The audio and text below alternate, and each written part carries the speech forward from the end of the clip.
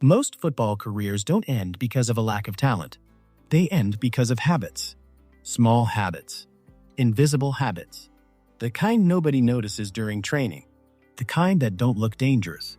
The kind players repeat every single day until years later they realize they haven't improved nearly as much as they should have.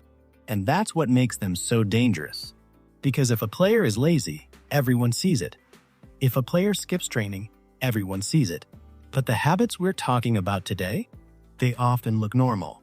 In fact, some of them are incredibly common. The scary part is that thousands of footballers are doing these things right now and genuinely believe they're working hard enough to improve.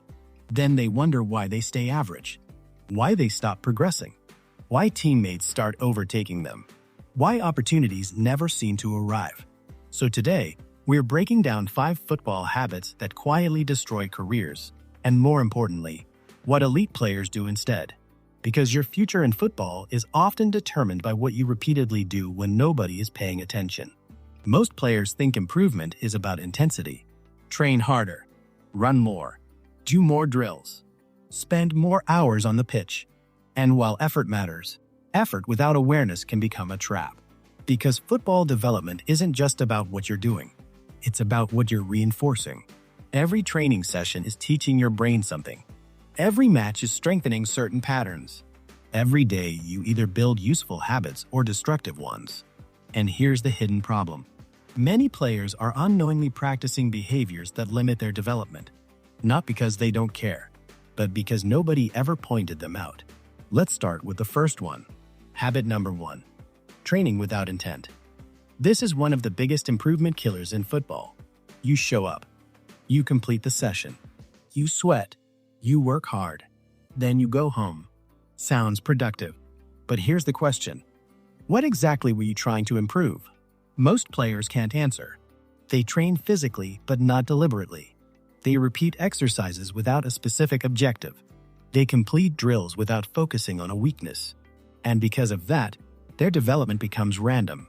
Think about 2 players. Both train for 90 minutes. Player A simply goes through the session. Player B enters training with one goal. Maybe improving first touch direction. Maybe scanning before receiving.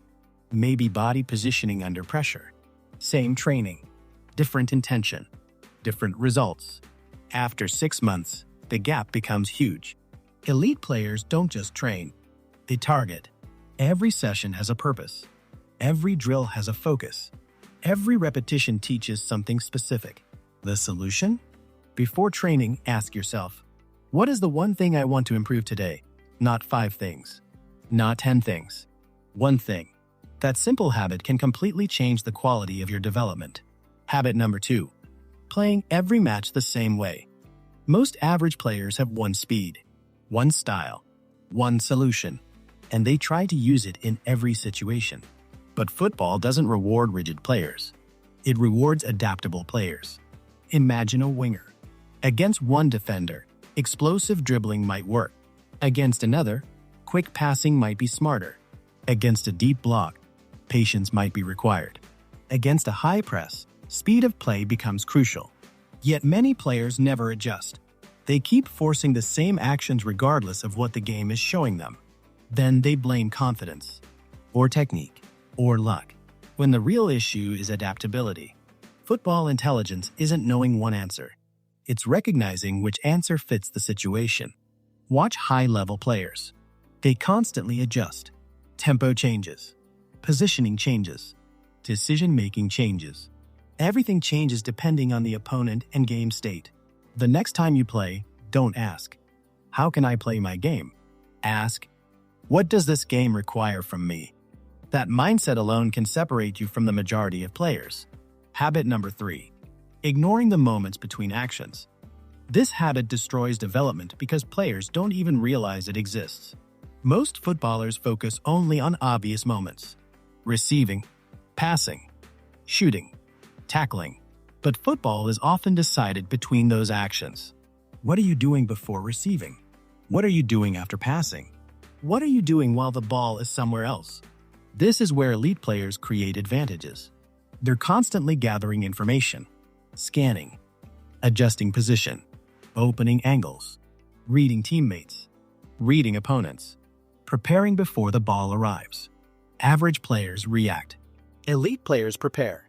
Think about how often you've seen a player receive the ball and immediately look surprised by pressure. That problem usually started 5 seconds earlier, not at the moment of reception. The best players solve problems before they happen, and that comes from valuing the moments between actions. A practical challenge. During your next match, focus on scanning more before receiving than after receiving. You'll be shocked by how much easier football feels, because information creates time, and time creates better decisions. Habit number 4, seeking comfort instead of exposure. This one quietly destroys potential, because comfort feels good, and improvement often doesn't. Many players unconsciously organize their football lives around situations where they already look good. They use their strongest foot, avoid difficult positions, play against weaker competition, repeat skills they already master, stay inside familiar environments, and because they stay comfortable, growth slows down fast. The uncomfortable player often improves faster than the comfortable player, because discomfort reveals weaknesses. Weaknesses reveal opportunities. Opportunities create development. Think about your own game. What situations do you avoid? Weak foot passing? Aerial duels? Playing under pressure? Communication? Leadership? Those areas are probably where your biggest growth opportunities exist. Elite players don't protect weaknesses. They attack them. They deliberately expose themselves to situations where they struggle, because they understand something important. The goal of training isn't to look good. The goal is to get better. And those are often very different things. Habit number 5, measuring effort instead of progress. This might be the most dangerous habit of all, because it feels responsible. Many players judge themselves like this. I trained hard today. I worked harder than everyone else. I gave maximum effort, and effort matters. But effort alone isn't the scoreboard. Progress is. You can work incredibly hard while improving very slowly. If you're not measuring development, you need feedback. You need evidence. You need objective markers. Has your weaker foot improved? Has your scanning frequency improved?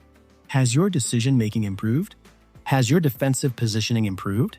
Has your first touch improved? Too many players celebrate activity.